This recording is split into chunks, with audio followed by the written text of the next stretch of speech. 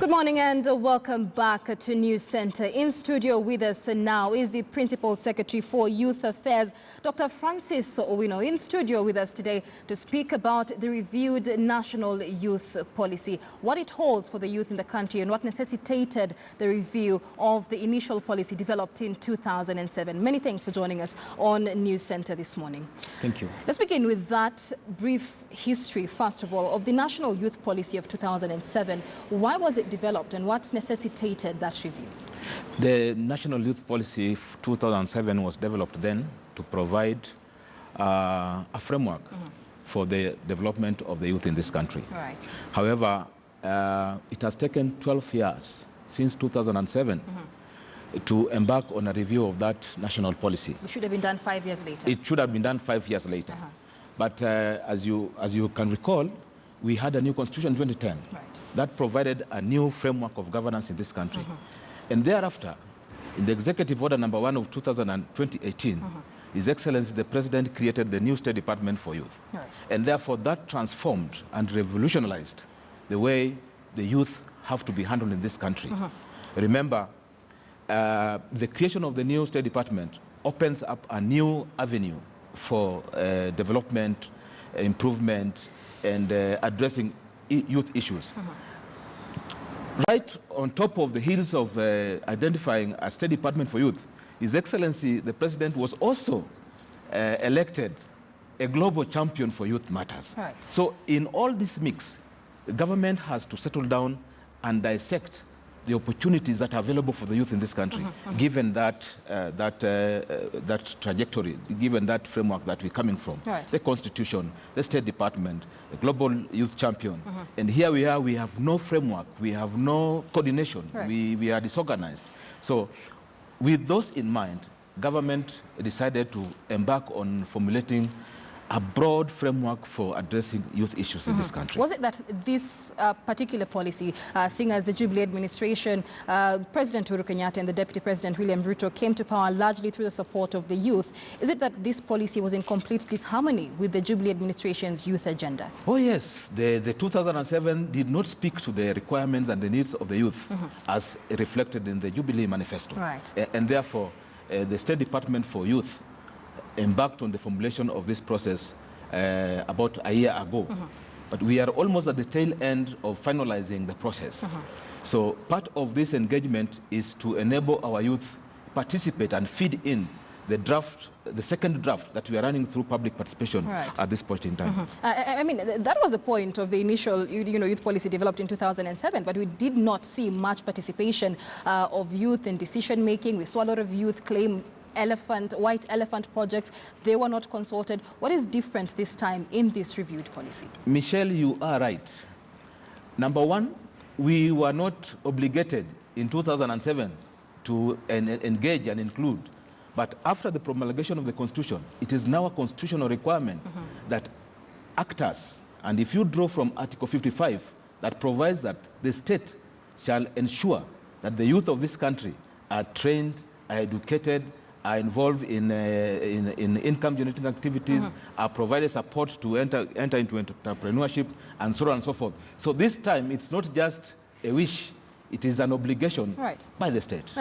But youth as a function largely remains under the national government or under the central government.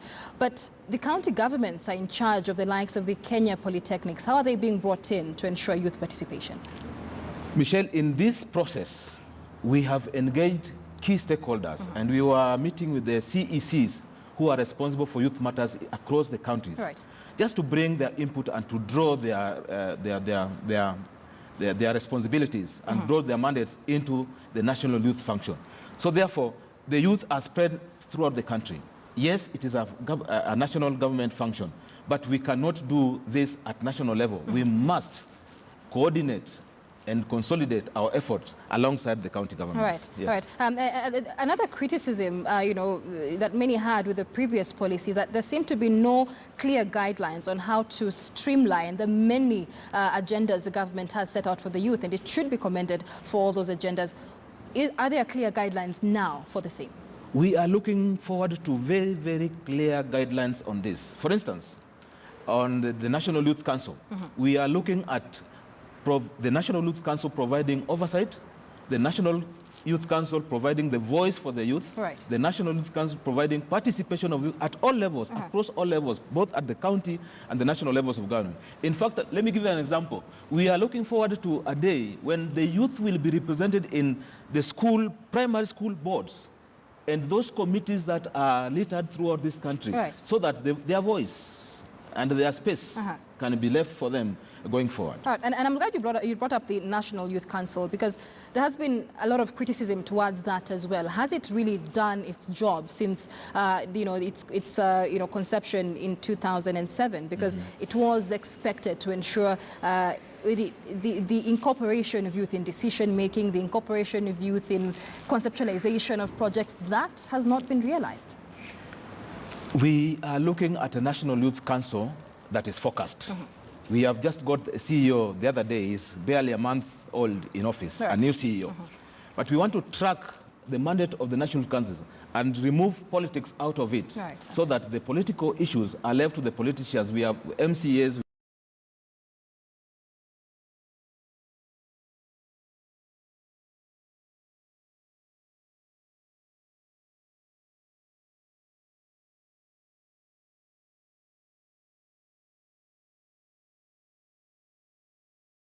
Space of politics, because the moment you get into the domain of politics, you lose it out. Right. Yes. But now youth aged between 13 to about 35 years old make up a majority of the population in Kenya, but also make up a majority of the unemployed population in the country. The Jubilee administration promised 1 million jobs a year. What does this reviewed policy have for the youth in terms of job creation? In terms of job creation, we have a program called the KYOP, Kenya Youth Employment Opportunities Program, that as we speak is targeting to get into the cycle 3 of that program. Right. And at the close of it, we'll have close to 200,000 youth having been capacity built and being brought to the level at which they can either employ themselves or access employment by themselves, right. As it were. And this is just one initiative. We also have the youth, the youth fund.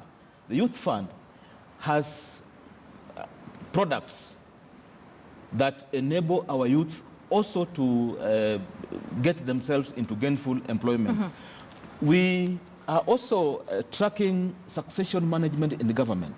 And the process of succession management will also enable a part of our youth to get employments in government, as it were. Right. We may not get that target for the formal employment, but we know that the economy should be able to absorb and expand well enough to absorb quite a number of our youth. Right. The problem is, though, despite the many interventions the government has put in place to improve the life of the youth, projects like the Youth Fund or the Youth Enterprise Development Fund, for example, which was the first one targeting entrepreneurs in Kenya, developed about 12 years ago, still does not stand out as a major source of capital for the youth. What isn't put in place to ensure that these projects actually benefit the youth? Michelle, youth is a moving target. There are people exiting youth today, and there are people entering youth today. But we are not talking about those who have benefited and those who have made it during their youth space. Right. Agreed? Yes, we have challenges. Here we're talking about youth, the age of 35 and below, because in Kenya it's really neither here or there. Who's no, the youth? it is age 18 to 35. That's what the Constitution provides for. Right. But I'm saying that the youth, even as a few of them benefit and they get progressed beyond 35, we don't look at them. We now focus on the next that is coming. Right. So that is the challenge that we have, because this is the most productive age, this is the most innovative age, and the numbers, as you say, I agree with you, they are the majority in the country. Yes. Let's talk about the National Youth Empowerment Strategy and its implementation. Where does the review leave that implementation? The National Youth Empowerment Strategy is a we will have a multi-sectoral framework. Right. To enable us empower our youth. And a majority of the actors have already alluded to them, but we also have brought on board the private sector and our international actors. Let me give you an example, for instance, Chandaria Foundation. Right. In partnership with the State Department of Public Service, Youth and Gender Affairs, Chandaria Foundation is capacity building and empowering our youth on ICT. Right. Yeah? We're moving from Nairobi, we came from Mlolongo, we went to Embakasi, we are doing Dagoretti, and once we are through in Nairobi, we're going to Embu. And other like-minded private sector actors. The policy framework is a broad framework that will entice, because we are finding coordination. We are finding a place for everybody to bring whatever they want to contribute for the youth in this country. Right. That was not there before this framework has been developed. So then we are looking at the benefits drawing from the private sector. We're looking at the benefits drawing from international partners and development partners, and anybody else who has a contribution to work to the youth space. This is the time. All right, all right. Let's also talk about the rule requiring that 30% of all government procurement go to youth and women. This, since its implementation, has not been very well received, at least not from the youth. Still, still encountering several challenges when it comes to doing business with the government. Has that been addressed? Yes. AGPO, access to government procurement opportunities, has been addressed fully. And the instructions in government are that each and every ministry, department, and agency must allocate 30% of their total budget to AGPO, women, youth, and persons living with disabilities. We may not be at 100%, but from where I sit, a lot of progress has been realized. Right. Yes. What then is to ensure that what has been happening before doesn't happen now, because the policy has been in place. Yes. Since what is it, about a decade ago? Yes. But many youth still complain they do not get these opportunities. A majority of these are societal challenges. Like, for instance, youth coming out to say, my certificate is being used by somebody else. But the structures are very similar to those of banks, for example. But we have, for instance, in the Kenya, the Youth Enterprise Development Fund, we have a specific invoicing. I mean, it's called, what is it called? It's the funding for invoicing. Right. I mean, once you get a job, you go to the fund, and they fund you. And that's for youth-specific programs only. I mean, those within the youth bracket. Right. But I was saying that the challenge we have in our society, sometimes the youth themselves surrender their rights to other people. And it's my privilege to sit here and urge our youth to utilize the opportunities that government has accorded to them, and they jealously guard those opportunities. Don't let them be taken by anybody else. All right, all right. Let's talk about other issues affecting youth. Very important: insecurity, crime, drug and substance abuse. We've seen the government carry out a war on drugs in the country. What does a reviewed national youth policy have in store for that?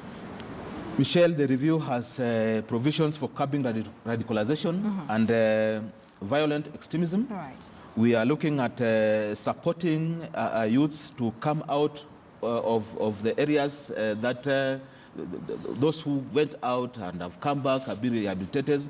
This we can't do alone as a State Department for youth. We are collaborating with the State Department of Interior and other state departments to tap onto the youth bracket and ensure that government is working in sync, and there's collaboration between ministries, departments, and agencies that are addressing these challenges. Right, and this, even as this review comes now, way overdue than it was meant to come, let's just take stock then of what the National Youth Service has done for the youth so far and what it's planning to do now in light of this review. Oh, the National Youth Service was established in 1964. Since 1964, so many Kenyans have benefited from the National Youth Service, me included. I'm a graduate of the National Youth Service, and I pride for having come through the National Youth Service, because that is what shaped me in terms of patriotism, discipline. I mean, waking up and being in the office at 6 is not a problem. Now, a lot has happened. We had our challenges a little bit, and I want to see that as a bad dream that should go off very fast. From where we sit now, the National Youth Service is on course. The government has put in place a council. The government has processed legislation, the National Youth Service Legislation 2018, that the Director General of the National Service will be the accounting officer for the youth service, and the council will provide oversight for the council, for the service. The legislation has opened up the service for commercialization. The National Youth Service has the potential to drill boreholes. In fact, from where I sit, the National Youth Service is allowing giant. It's a sleeping giant. But has it benefited the youth in light of one corruption scandal after another, not small corruption scandals? I don't want to look at the past, but from where I sit, the National Youth Service is going to be of enormous help to the youth. Right. Because, number one, we are looking at youth service and agriculture. We are looking at doing potatoes. In fact, there is a unit at Tumaini NYS Center that we launched the other day. That is the second largest reproduction potato center in Africa. This is a project within the youth space. It is the National Youth Service men and women who are progressing this. Out of that, they will become professionals. But besides that, we are looking at enticing the youth to take a little more keen interest in agriculture. You know. So in drilling these boreholes, the National Youth more development, and that will open a wide array of opportunities for the youth in this country. All right.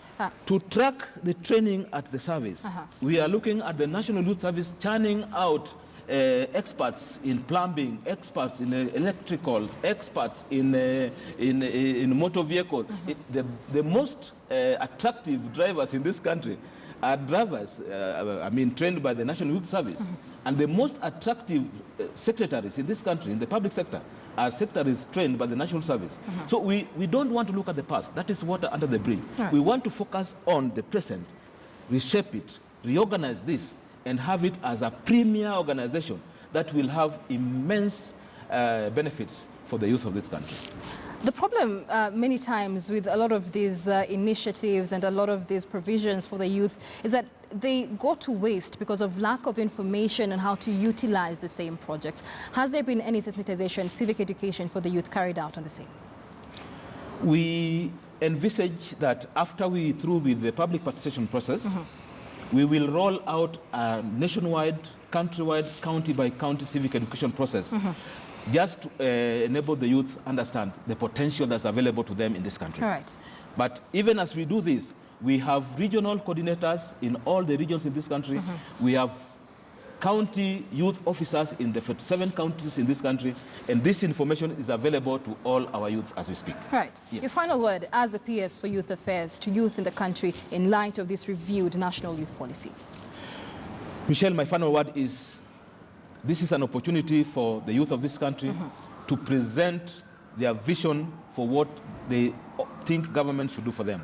Please come forward and present it. And how do they do that? We have availed various platforms under in the youth. If they can send their inputs and contributions through our website, and that will be taken into consideration. All right. Yes. Many thanks for speaking to us today. Principal Secretary for Youth Affairs, Dr. Francis Owino, speaking to us about the reviewed national youth policy that is expected to better the lives of youth in the country. And that brings us to another break here on News.